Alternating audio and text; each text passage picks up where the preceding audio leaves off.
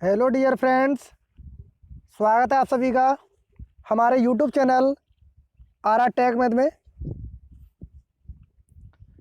तो कल हमने जो एक्सरसाइज 3.3 थी उसके 4 क्वेश्चन थे। उन चारों क्वेश्चन को अच्छे तरीके से सॉल्व कर लिया है और आज हम जो नया टॉपिक है वो पढ़ने जा रहे हैं, जिसका नाम है बहुपदों के गुणनखंड, यानी फैक्टर्स ऑफ पॉलिनोमियल्स। इसके बारे में आज हम विस्तार से चर्चा करेंगे और सभी एग्जाम्पल्स को समझते हुए सारे क्वेश्चंस को सॉल्व करेंगे। तो सबसे पहले जो विद्यार्थी हमारे साथ नए जुड़े हैं वो हमारे चैनल को सब्सक्राइब करें और वीडियो को लाइक करें तथा अपने सभी दोस्तों के साथ इस वीडियो को ज़्यादा से ज़्यादा शेयर करें। तो चलिए स्टार्ट करते हैं। तो आज का जो टॉपिक है वो है आपका बहुपदों के गुणनखंड। तो आज हम जो हमारे पॉलिनोमियल्स होते हैं उसके गुणनखंड के बारे में पढ़ेंगे। तो चलिए स्टार्ट करते हैं। क्योंकि हमने एग्जाम्पल नंबर 10 का जब अवलोकन किया था तो वहाँ पर हमने एक चीज़ देखी थी कि जब हमने जो बहुपद था उसमें x बराबर 1/2 रखा तो उसका मान हमें 0 प्राप्त हुआ और हमने कह दिया कि जो gx था, यानी जहाँ से हमने x की वैल्यू निकाली थी, वो px का एक गुणनखंड है। ये हमने डायरेक्टली कह दिया था। अर्थात किसी बहुपद px के लिए px बराबर 2x - 1 इंटू qx यही प्राप्त होता है। यानी कि जो हमने शेषफल प्रमेय भी पढ़ी थी उसमें भी क्या था कि भाज्य बराबर भाजक इंटू भागफल, और चूंकि शेषफल तो यहाँ पर क्या हो गया, 0 हो गया शेषफल। तो इसी प्रमेय से ये है कि भाज्य जो है वो किसके बराबर है, भाजक इंटू भागफल के। क्योंकि जो हमारा gx था उसकी वैल्यू जब हमने निकाली और उस वैल्यू का जो मान हमने px में रखा उससे हमारा px टोटली क्या प्राप्त होता है, 0। तो इससे हम कह सकते हैं कि ये हमारा एक गुणनखंड कहलाएगा। जो gx है वो px का क्या कहलाएगा, एक गुणनखंड। अब जो गुणनखंड प्रमेय है वो क्या है, इसको नोट कर लेना। यदि px एक या उससे अधिक घात वाला बहुपद हो और a इस प्रकार की वास्तविक संख्या हो कि p ऑफ a बराबर 0, यानी कि जो px है वो एक या एक से अधिक घात वाला बहुपद है और a इस प्रकार के कोई भी नंबर्स है कि उस संख्या को अगर हम px में रख दें तो उस पूरे px का मान 0 हो जाए, तब x - a px का एक गुणनखंड होता है। मतलब जब हमने x बराबर a वैल्यू रख दी px में तो a को अगर हम इधर लाएं तो क्या हो जाएगा, x - a और इधर क्या बचेगा, 0। तो ये इसका क्या कहलाएगा, गुणनखंड कहलाएगा x - a। अर्थात यदि x - a px का एक गुणनखंड है तो p ऑफ a बराबर 0 होता है। ये हमारे गुणनखंड प्रमेय है। यानी कि अगर x - a px का गुणनखंड है तो p ऑफ a बराबर 0 होगा, यानी x बराबर a रखने पर उस पूरे बहुपद का मान 0 प्राप्त होगा। समझ में आ गया। अब इसके एग्जाम्पल करेंगे तो और जल्दी समझ में आ जाएगा। x - 3 के बहुपद x का 3 - 3x स्क्वायर प्लस 4x - 12 एवं बहुपद 3x - 9 का एक गुणनखंड होने की जांच कीजिए। यानी कि हमें बताना है कि x - 3 है वो इन दोनों बहुपदों का क्या है, एक गुणनखंड है। ठीक है, तो गुणनखंड प्रमेय का हमें प्रयोग करना है। तो हम px हमने मान लिया, और एक मान लिया QX। ठीक है। अब गुणनखंड प्रमेय से क्या है कि जो x माइनस 3 है वो PX और QX का एक गुणनखंड होगा। कब होगा? जब P ऑफ A बराबर क्या हो जाए? 0। यानी कि x बराबर 3 रखने पर इस पूरे समीकरणों का मान 0 प्राप्त हो जाए। जैसे P ऑफ 3 और Q ऑफ 3 रखने पर, यानी इसमें PX में x बराबर 3 और QX में x बराबर 3 रखने पर इन दोनों बहुपदों का मान 0 प्राप्त हो जाए। तो यहाँ से हम कह सकते हैं कि जो x माइनस 3 था उसका शून्य कितना है? 3 है।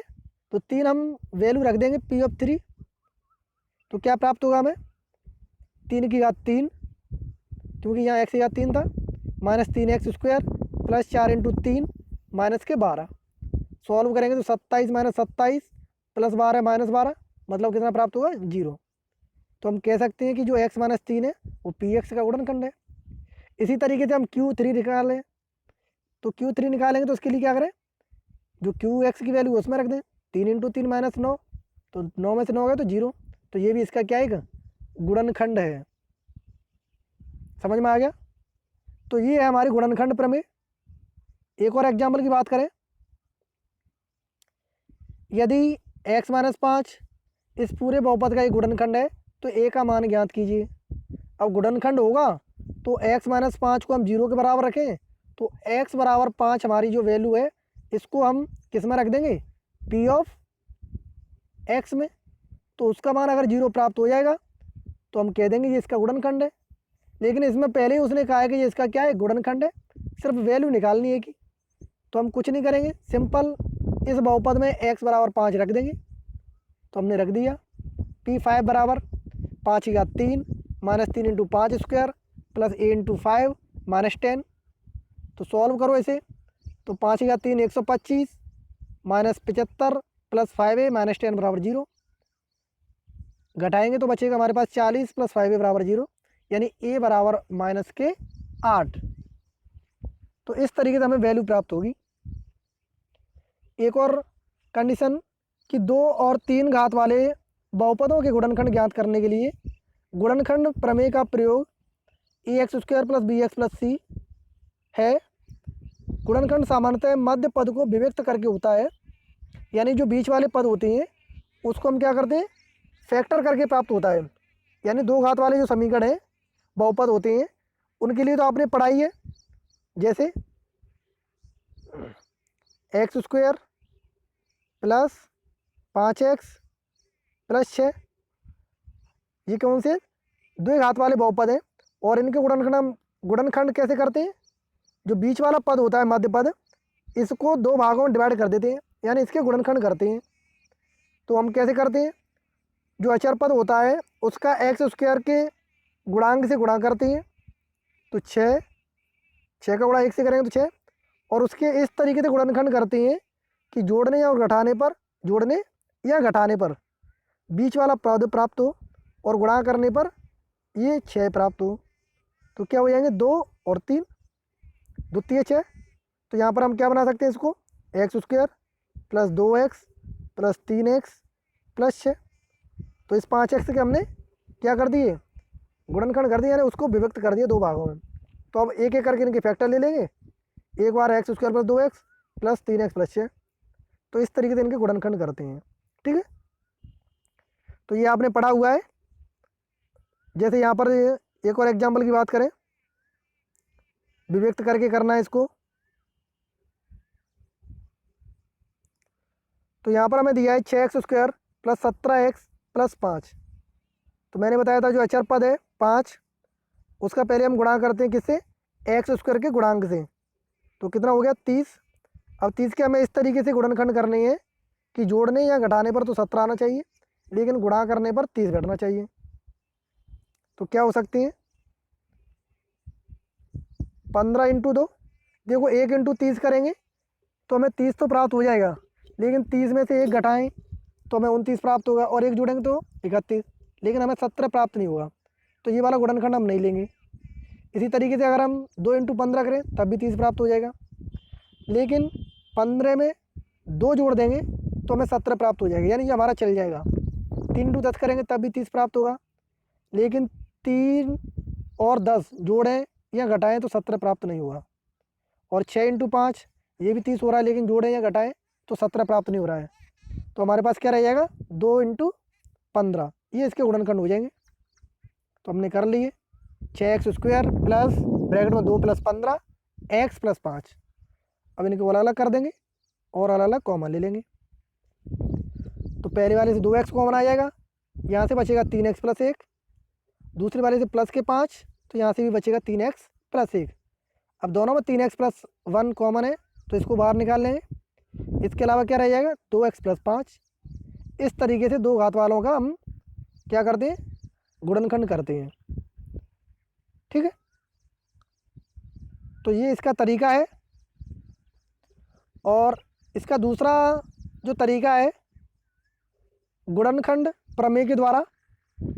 तो गुणनखंड प्रमेय क्या है, इसके द्वारा हम कैसे करेंगे, इसको भी हम समझ लेते हैं किस तरीके से।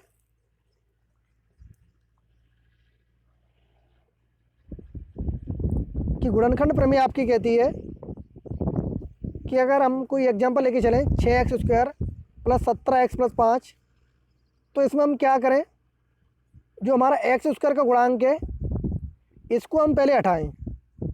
ठीक है, x² के गुणांकों को पहले हम हटाएं। तो हम क्या करें, 6 को हमने कॉमन ले लिया, तो कॉमन जैसे ही ले लिया तो सभी में क्या होगा, 6 का डिवाइड हो जाएगा। तो ये प्राप्त होगा हमें x² + 17x / 6 + 5/6।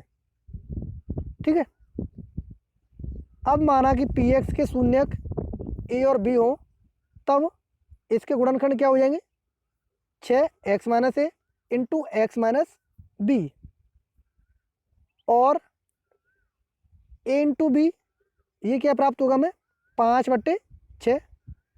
तो यहाँ पर a और b के जो संभावित मान प्राप्त होंगे वो हमें प्राप्त होंगे +-1/2, +-1/3, +-5/2, +-5/3 और +-1, इस तरीके से प्राप्त होंगे।